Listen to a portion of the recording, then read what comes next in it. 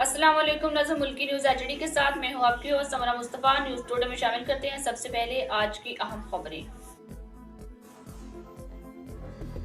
مصطفیٰ عامر قتل کیس، بڑے باپ کا بیٹا گرفتار۔ ناظرین، مصطفیٰ عامر قتل کیس میں بڑی ہی عجیب سی چیز سامنے آئی ہے۔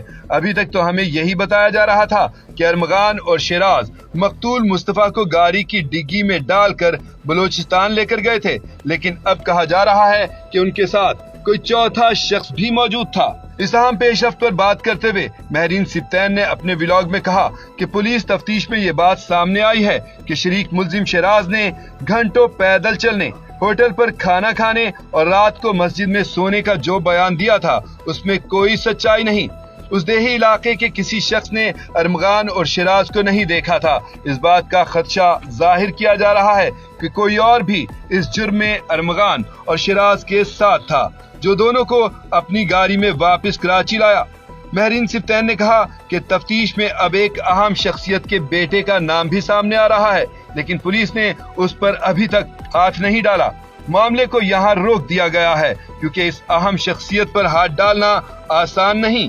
بڑے بڑوں کے پر وہاں جانے سے ڈرتے ہیں۔ مہرین سبطین نے کہا کہ اس کے علاوہ ملزم ارمغان کے گھر سے کچھ اہم غیر ملکی دستاویزات بھی ملی ہیں جو منی لانڈرنگ کے کیس میں بڑی پیش رفت ثابت ہو سکتی ہیں۔